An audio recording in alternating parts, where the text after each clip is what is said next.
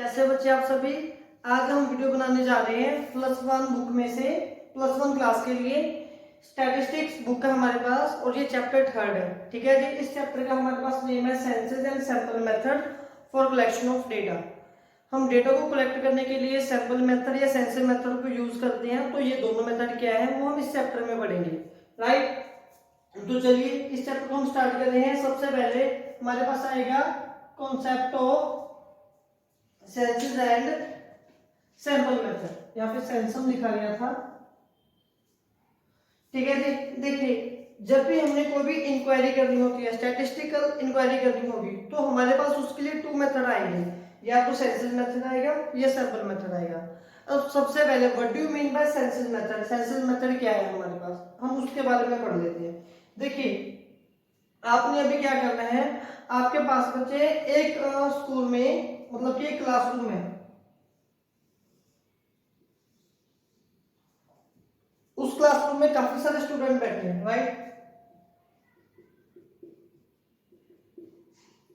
अब आपने क्या करना है, आपने ये चेक करना है कि इस स्कूल के बच्चों का इंग्लिश स्पोकन में ग्रिप कैसा है, या मैथ्स में कैलकुलेशन बच्चों की कैसी है। ठीक है, अब आपके पास 2 मेथड है, या तो आप इनमें से किसी भी 2 बच्चों को उठाओगे, उनसे बात करोगे, जिस हिसाब से वो बात करेंगे आपको आइडिया मिल जाएगा कि ये बच्चे कैसे हैं। लेकिन कभी कभार क्या हो सकता है कि वो बच्चे बिल्कुल नालायक हों, तो इसका मतलब ये तो नहीं कि सभी नालायक हैं। क्या पता कि आपको लगे कि ये 2 बच्चे इंटेलिजेंट है, वही आपने खड़े कर लिए। अब इसका मतलब ये भी नहीं कि सभी बच्चे इंटेलिजेंट होंगे। तो सेंसस मेथड में हम क्या करेंगे, जो आप इन्वेस्टिगेटर बने हुए हो यहाँ पे, ठीक है, इसमें इन्वेस्टिगेटर हर एक बच्चे के साथ डील करेगा। ठीक है, आप हर एक बच्चे से डील कर लोगे। जब आप हर एक बच्चे के साथ डील करोगे, उसके बाद आप कोई ना कोई रिपोर्ट रेडी करोगे, आप एक अपना सर्वे, आप अपने डेटा को रेडी करोगे। तो वो रिपोर्ट जब आपने हर एक बंदे के साथ डील करके बनाई है, प्रिपेयर की है, उसको हम बोलते हैं सेंसस मेथड। ये क्लियर हो गया आपको। सेंसस मेथड हम किसे बोलेंगे, जब आप ईच एंड एवरी टर्म, जो रिलेटेड टर्म है डेटा की, आप उसके साथ अगर रिलेट कर रहे हो, उसके साथ आप कॉन्टेक्ट में आ रहे हो, फिर जो डेटा आपको कलेक्ट हुआ उस डेटा को हम बोलेंगे सेंसस मेथड। ठीक है, सैंपल मेथड में ऐसा नहीं होगा। उसमें क्या होगा कि हम सिर्फ 2-3 से बात कर लेंगे, वो जब सैंपल पढ़ेंगे तब बताऊंगा। अब ये मेथड कब कब सूटेबल है, इसकी सूटेबिलिटी कहाँ कहाँ पे है, ये भी तो पता होना चाहिए कि हमें ये मेथड कब लगाना और ये वाला मेथड कब लगाना है। ठीक है, तो चलिए, तो इस सेंसस मेथड की सूटेबिलिटी इस वीडियो में पहले हम सेंसस के बारे में पढ़ेंगे।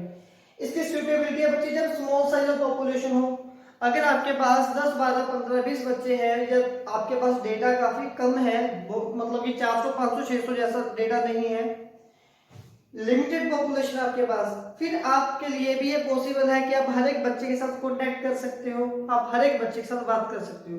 देखिए, अगर आपने चेक करना है कि एक क्लास का स्पोकन कैसा है, और आपने चेक करना है कि एक स्कूल का स्पोकन कैसा है, स्कूल में तो कम से कम 1000 स्टूडेंट होगा, तो ये आपके लिए काफी मुश्किल वाली बात है कि आप 1000 बच्चों से बात कर पाओ।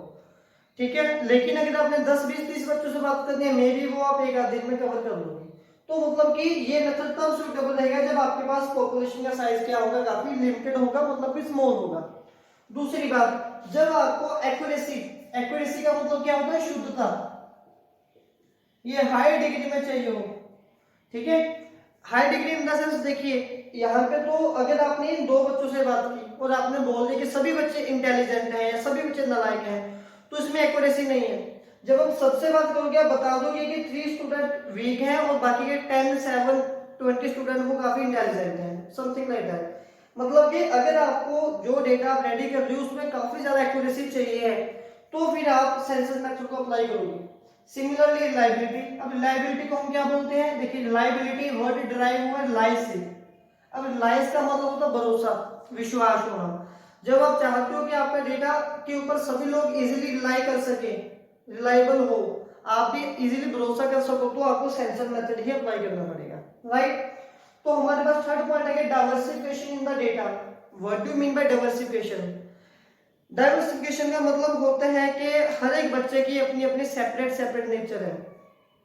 अगर मैं इसकी एग्जांपल दूं आपको, देखिए आपके पास एक ट्री है, आपके पास एक ट्री लगा हुआ है और उस पे मैंगो लगे होंगे, तो इस ट्री में पहली बात तो एक ही फ्रूट है तो वो होमोजेनियस है, वो डाइवर्सिफिकेशन नहीं है। डाइवर्सिफिकेशन का ऑपोजिट है होमोजेनियस, होमोजेनियस का ऑपोजिट है डाइवर्सिफिकेशन। दोनों में से एक समझ लो, दूसरा ऑपोजिट कर देना।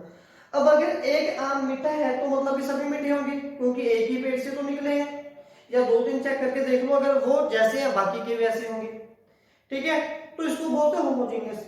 अब लेकिन इसमें एक ही फ्रूट मिलेगा तो इसमें डाइवर्सिफिकेशन नहीं है। अब एक क्लास में क्या होता है, डाइवर्सिफिकेशन मिल सकती है आपको, उसमें कोई बच्चा आर्ट में अच्छा होगा, कोई डांस में अच्छा होगा, कोई मैथ्स में अच्छा होगा, कोई म्यूजिक में अच्छा होगा। तो ये आप नहीं बोल सकते कि हर एक बच्चा नालायक है या 10 बच्चे नालायक हैं, उनकी अपनी कोई ना कोई फील्ड होगी। तो मतलब कि जब आपके पास ऐसे डाइवर्सिफिकेशन, देखिए मेरे पास एक बॉक्स पड़ा है, अब इस बॉक्स में पेन भी है, पेंसिल भी है, फेविकॉल भी है, स्केल भी है, ज्योमेट्री बॉक्स में सामान भी है, मार्कर भी है। तो इसमें जो सामान की वैरायटी है वो डाइवर्सिफिकेशन में है, काफी ज्यादा क्वांटिटी में इसमें डिफरेंट डिफरेंट क्वालिटी का सामान है। तो जब आपके पास ये लोग डाइवर्सिफिकेशन लिए बैठे हो तो आपको सेंसर मेथड ही अप्लाई करना पड़ेगा, ठीक है। नेक्स्ट पॉइंट हमारे पास है deep study. When deep study is required, deep study का मतलब क्या हो गया, जब आप हर एक पहलू के आखिर तक जानना चाहो कि ये बच्चा नालायक है तो क्यों है, वो बच्चा इंटेलिजेंट हुआ तो कैसे हुआ, ठीक है। अगर ऐसे हमारे पास कोई भी कॉन्सेप्ट होते हैं तो आपको सेंसर मेथड अप्लाई करना पड़ेगा। जब आप बच्चे सेंसर मेथड अप्लाई कर रहे हो तो आप 1 to 1 हो रहे हो, तो 1 to 1 जब आप होगे तो आपकी डायरेक्ट कॉन्टेक्ट हो रहा है। तो अगर आपके सामने वाला बच्चा कोई एक बात का आंसर कर रहा है, वो सूटेबल आंसर नहीं भी कर रहा, तो आप रिलेटेड इंफॉर्मेशन उससे एक्सटेंड करवा सकते हो।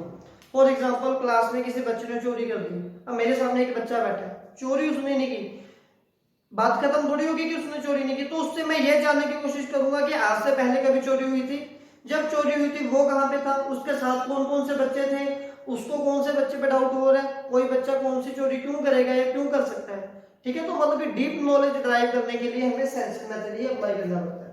तो ये थी इसकी सुटेबिलिटी। अब इसके मेरिट के ऊपर थोड़ी सी निगाह लगा लेते हैं। मेरिट जैसे मैंने बोल दी रिलायबल एंड एक्यूरेट, ये रिलायबिलिटी के मामले में जो सेंसर मेथड है इसको हम 5 स्टार देंगे। इसकी रिलायबिलिटी डेफिनेटली ज्यादा होगी क्योंकि आपने कोई कसर ही नहीं छोड़ी, बड़ी शिद्दत के साथ आपने डेटा को कलेक्ट किया है। सिमिलरली एक्यूरेसी, और ये डेटा बिल्कुल प्योर रहेगा, आपका एक्यूरेट रहेगा, इसमें कोई भी प्रॉब्लम नहीं आएगी अगर आपने ऑनेस्टी से डेटा को बनाया है तो।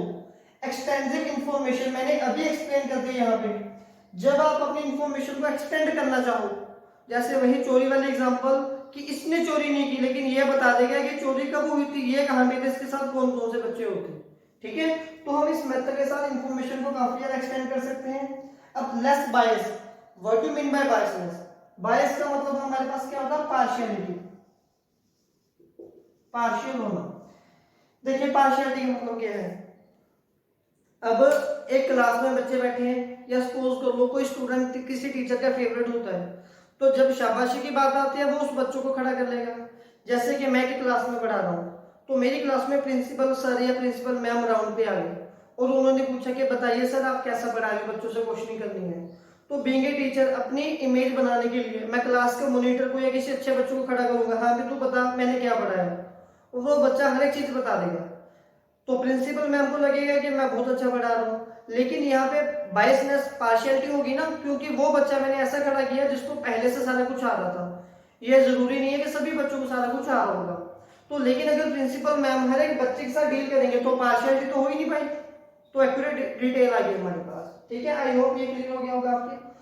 स्टडी ऑफ डाइवर्स कैरेक्टर्स, तो ये मैंने यहाँ पे बोल दिया, डाइवर्स कैरेक्टर का मतलब होता है कि जब आप अलग अलग कैरेक्टरिस्टिक्स के बारे में जानना चाहो, जैसे कि एक स्कूल में टीचर है तो वो हर एक टीचर अपने अपने सब्जेक्ट में परफेक्ट है, वो एक टीचर हर एक सब्जेक्ट में परफेक्ट नहीं है, तो ये उनकी कैरेक्टरिस्टिक्स है।